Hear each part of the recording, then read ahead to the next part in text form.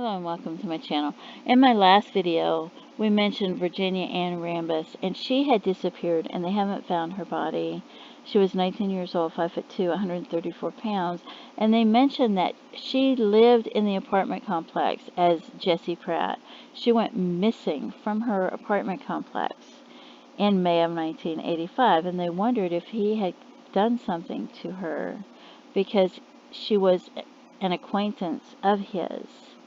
And he had a yellow 1978 Cadillac Eldorado, and he had, it said that he had killed somebody. So in May of 1985, she went missing. In June of 1986, he convinced Carrie Love, who had a really good job, to quit her job, go to work for him at his trucking company, and then he convinced her to get in his semi-truck with him to travel to California to keep receipts for him, saying he was going to open another office in LA and it would be a fun trip for her, right? So, and then the very next day after she got in the truck with her, he raped her. He stabbed her, and then she was stabbed. She was asphyxiated.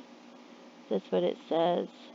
Stabbed, asphyxiated, and run over by his semi-truck. And they used his tire marks from his truck to identify his truck as being the one to run her over. Because he tried to say that they got in a fight over money, and he told her to get the hell out of his truck, and that somebody else must have killed her in the other truck where he dumped her off.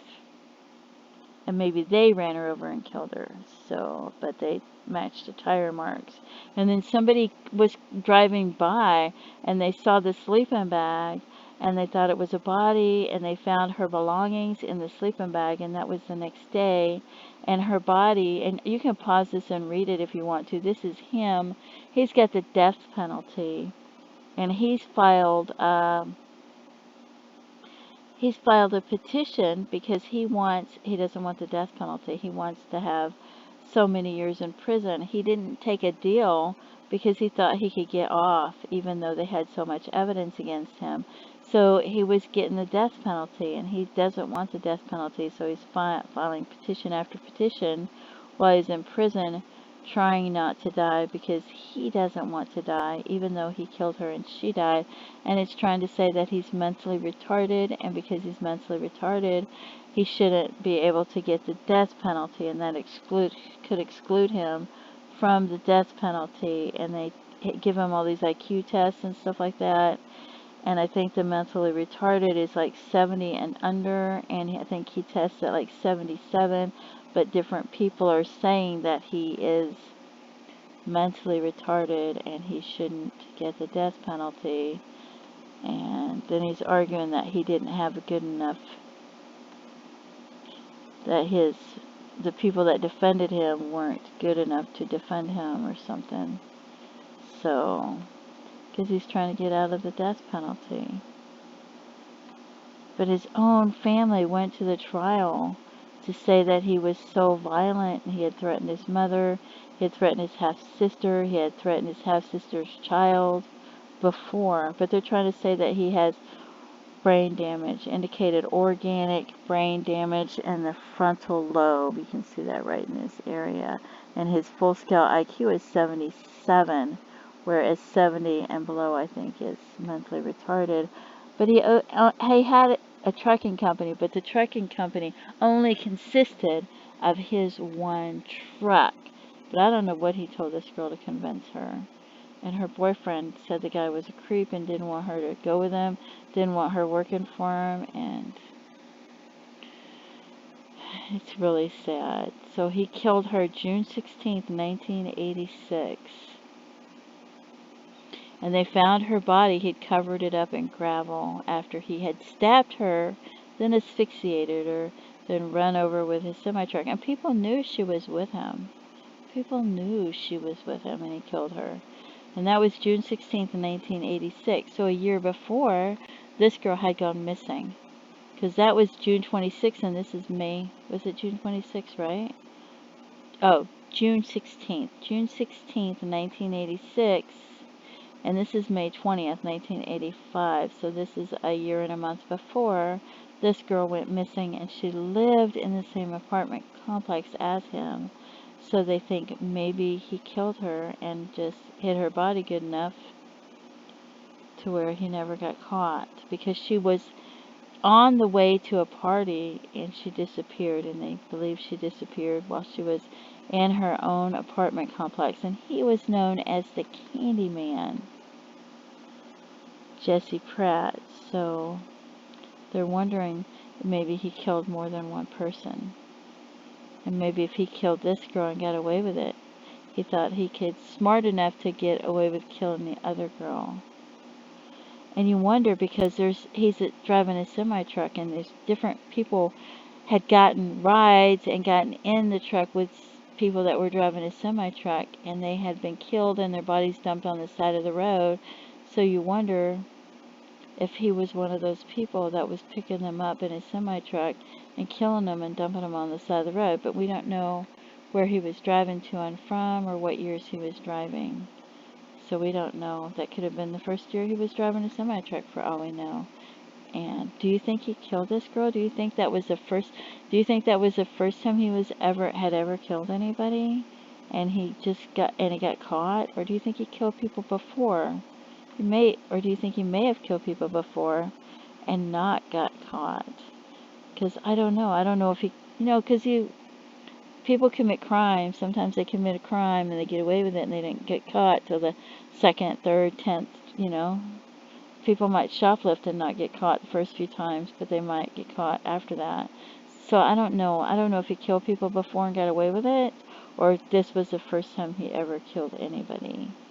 And that's what authorities are questioning. Well, somebody's questioning it because it's mentioned here. So I don't know who's questioning it, but somebody's wondering if he killed her as well. So then you gotta wonder if he hurt other people, because they said he had a violent past and he had done bad things to other people. And you can find this at the free library, and you can search for it. You can Google search for it. All the ads. You can Google search for it. It's Free Library by Farlax. A battered body lay unclaimed. And it says, it was the afternoon, June 19th, 1986, and McDonald and his wife Dottie had been visiting his 78-year-old mother in a retirement home. Now they were on their way back to Crescent Lake, Oregon, and the two-lane highway through the remote Fremont National Forest looked straight and empty. Then suddenly Bruce McDonald stood on the brakes. What looked like a body was lying by the side of the road. McDonald stopped, reversed, and got out of the Toyota to investigate. To his relief, he found that the rumpled gray-green bundle was not a body, but a sleeping bag containing a pillowcase full of possessions. There was a woman's purse containing a checkbook, identity cards, her ID, her checkbook, her purse, her savings account book, new white trainers, a bottle of pills, a bundle of papers, and receipts from restaurants and gas stations. But what caught Bruce McDonald's attention was the bag itself. It was stained with blood, and he just dumped it out. The McDonald's took the bag to the nearest police station, Klamath Falls. The documents and checkbook belonged to Carrie Lynette Love of the town of Easton near Seattle in Washington State, and the police immediately tried to notify her that her belongings had been found. The number they tried turned out to be that of her roommate, who said that 20-year-old Carrie had left for California the day before with Jesse Pratt, her boss at North Star Trucking Company, to help him open a company office in LA. She was then going to stay a few days with her father, who lived nearby, and fly home. So she was looking forward to seeing her father and spending time with him. But when Trooper Brown rang Carrie's father, he was told that the girl never arrived, and her father was worried about her. She had not been able to contact anyone at North Star Trucking to find his daughter's whereabouts.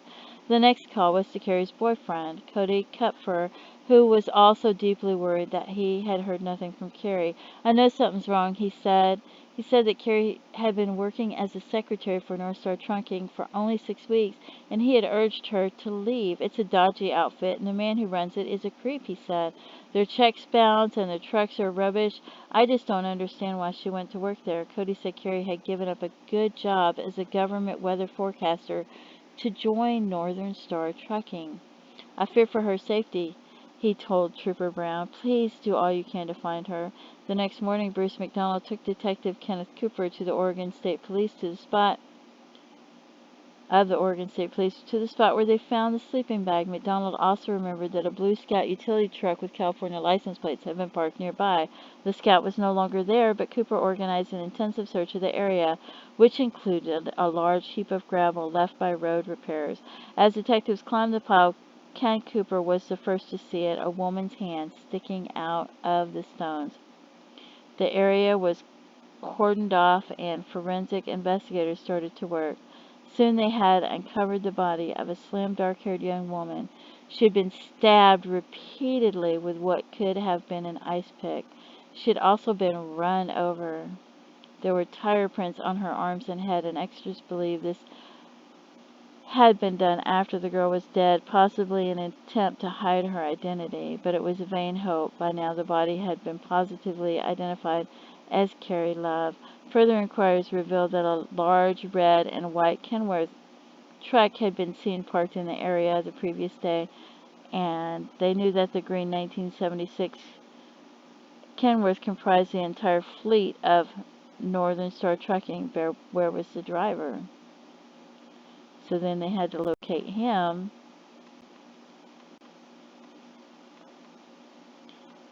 He called them saying he heard rumors that she was dead. He said he appeared deeply upset, and they questioned him, and he was charged with her murder, brought back to Seattle. He denied he had harmed her. He said they had traveled towards California, staying in separate rooms in motels. He said on June 19th, while traveling near Fremont Forest, they had a row about money.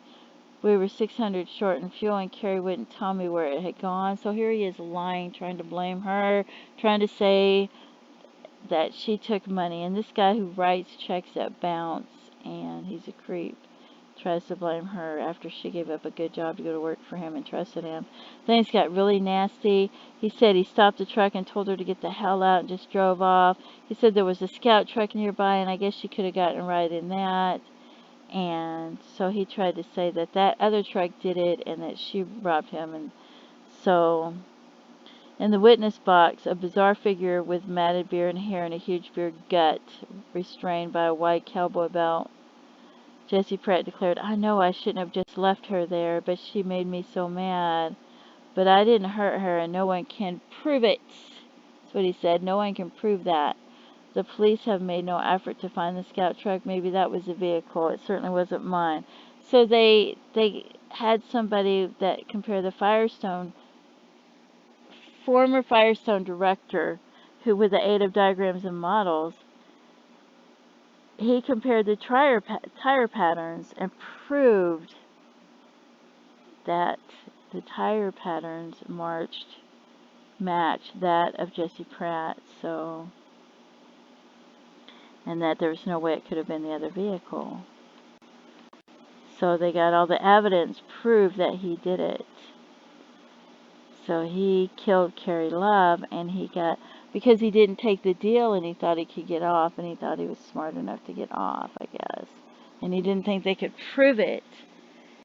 And so he got the death penalty. And on another site, which is over here, which isn't probably going to come up, and it's got all these ads, and it's going to break up my voice, talks about how the thing that he loved most, his truck, ended up being what convicted him because of the tires. So then we're wondering, since he killed this other girl, had he killed before? And this other girl that went missing lived in his apartment complex. And so did he kill her too? Did he kill before? Because it was a year before. And what are your thoughts? What are your opinions? Please feel free to leave comments. And like I said, if you know something, please call this number and give them information. Whether you're trying to decide if you're not sure if it's relevant or not, let them decide. But the question is, did he kill before? Where's her body? Because he's not going to say he killed her. But we don't know if he killed before or not. And that's the question, because she went missing in her own apartment complex. Was there another serial? Because there's a lot of serial killers back then, I think, or a few of them. Maybe not a lot. Just seems like a lot to me when you got more than one, you know. What are the odds that another serial killer is going to be in her apartment complex? Well, not a serial killer, because he only killed one person. He has to kill at least 3 people, I think, to be a serial killer. But what are the odds that another murderer is going to be living in her apartment complex? Do you think he killed her too? Or, you know, sometimes people go missing in the same area, or they get killed in the same area, and they're killed by completely different people, you know. So we don't want to have tunnel vision, but it just seems like they were acquaintances because they knew each other. There doesn't mean they're friends, but it does mean that they were an acquaintance, and he lived in the same apartment complex. So do you think he killed her too? So I thought, well, we better mention this other person that he killed. So I thought I would do another video and mention Carrie Love, who he did kill, and him as a killer. So anyways, thank you so much for tuning in. Please feel free to leave comments. Have a great day. Don't forget to pray for their loved ones. Bye-bye.